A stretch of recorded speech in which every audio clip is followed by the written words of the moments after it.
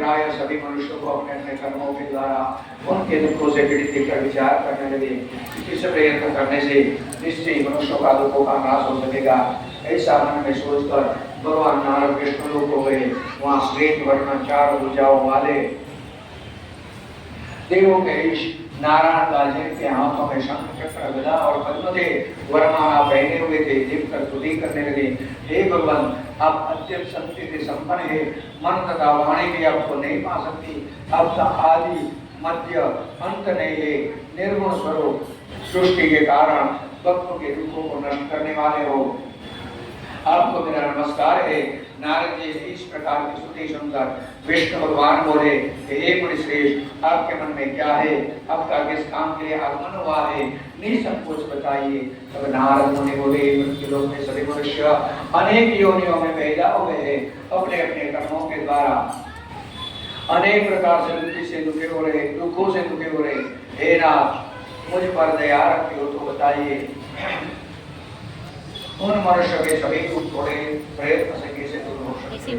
भगवान जी बोले कि नारद जी, मनुष्य को भलाई के लिए बहुत अच्छी बात पूछी है।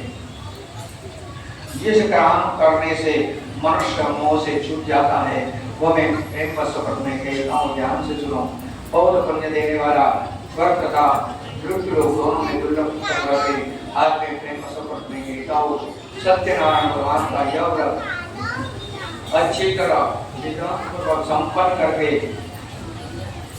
मनुष्य तुरंत या सुख भोग कर मरने पर मोक्ष को प्राप्त होता है।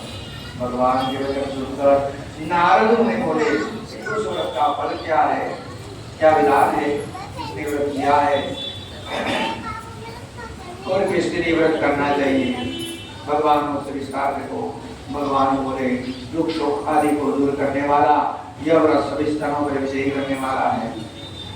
भक्ति और श्रद्धा के साथ किसी भी दिन मनुष्य सत्यनारायण भगवान की शाम के समय ब्राह्मण और बंधुओं के साथ धर्मापरायण को पूजा करें। भक्ति भाव से नैवेद्य केले का फल, घी, दही, नमक का चूर्ण सवाए ले, गेहूं के भाव से साठी का चूर्ण सप्तसदा बोले, भक्ति भाव से भगवान को अर्पण करे। बंधु बांधवों से ब्राह्मण को भोजन करावे, पश्चात स्वयं भोजन करे। रात में नृत्य गीत आयोजन आदि का आयोजन कर सत्यनारायण भगवान का स्मरण करता हुआ समय व्यतीत करे। इस तरह व्रत करने पर मनुष्य की इच्छा निश्चय पूरी होती है। विशेषकर कले काल में मृत्यु लोक का यही मोक्ष का सरल उपाय है।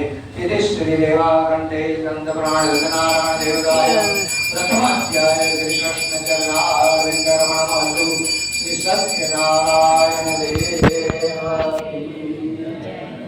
श्रीमन्नारायण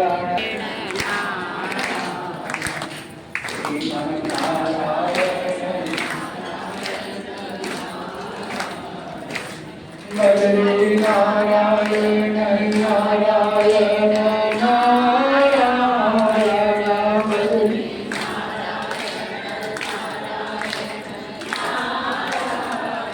बदरी नारायण नारायण नारायण बजमन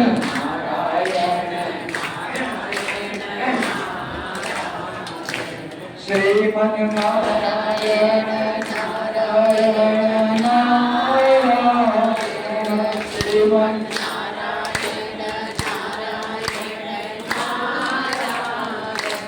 बजमन नारायण नारायण नारायण बजमन सत्यनारायण भगवान शुद्ध पुराण महाराज बोले कि हे ऋषियों, जिसने पहले समय में इस व्रत किया उसका इतिहास सुनो। सुंदर काश्यप नगरी में निर्धन ब्राह्मण रहता था।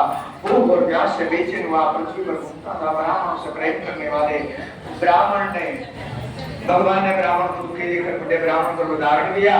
उसके पास जाकर आदर से पूछा, हे विप्र, तुम लोग क्या दुखी होकर पृथ्वी पर जो घूमते रहे हो? हे श्रेष्ठ ब्राह्मण, यह सब मुझसे को मैं सुनना चाहता हूँ। ब्राह्मण बोला, मैं निर्धन ब्राह्मण हूँ, भिक्षा के लिए पृथ्वी पर घूमता रहता हूँ। हे भगवान, यदि आप इसके छुटकारे पा पाए जाते हो तो कृपा करके बताइए। वृद्ध ब्राह्मण बोला, सत्यनारायण भगवान मनवांछित फल देने वाले हैं, इसलिए हे ब्राह्मण आप उनका भोजन करें, जिसके करने से मनुष्य मोह से छूट जाता है और दुखों से भी मुक्त हो जाता है। ब्राह्मण को व्रत का सारा विधान बतलाकर सत्य ब्राह्मण का उद्धार करने वाले सत्यनारायण भगवान का ज्ञान हो गए। जिस व्रत को वृद्ध ब्राह्मण ने बतलाया है मैं उसको करूंगा, यह निश्चय करने पर वृद्ध ब्राह्मण को रात में नींद भी आई नहीं, तो सुबह उठकर सत्यनारायण भगवान के व्रत का निश्चय कर भिक्षा के लिए चला गया।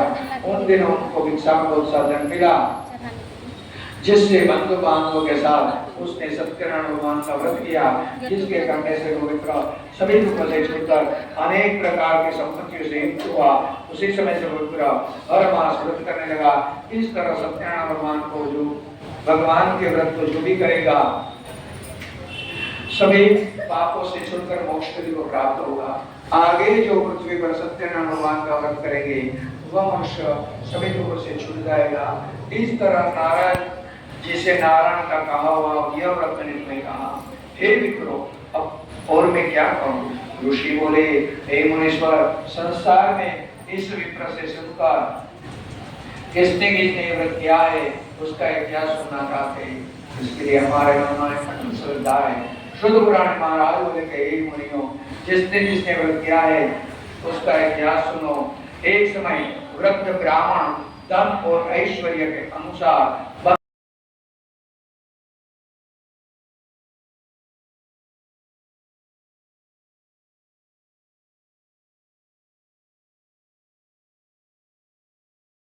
व्रत करते हुए देखकर मित्र को नमस्कार कर कहने लगा, आप किसकी पूजा कर रहे हैं और इस व्रत करने से कौन सा फल मिलता है, कृपा कर मुझे बताइए। ब्राह्मण ने कहा, सभी मनोकामनाओं को पूर्ण करने वाला यह श्री सत्यनारायण भगवान का व्रत है, उनकी कृपा से हमारे यहाँ धन और धान्य की वृद्धि हुई है। विप्र से इस व्रत के ज्ञान में जानकर काष्ठ रावण प्रसन्न हुआ। भगवान का चरणामृत लेकर भोजन करने के बाद अपने घर पर गया। काष्ठ विक्रेता ने अपने मन में इस प्रकार का संकल्प किया कि आज ग्राम में लकड़ी बेचने के लिए जाऊंगा, उस धन से सत्यनारायण भगवान की उत्तम व्रत करूंगा। यह मन में विचार कर बुढ़ा आदमी लकड़ी अपने सिर पर रखकर जिस नगर में धनवान लोग रहते थे इसे सुंदर नगर में पहुंचा। उसे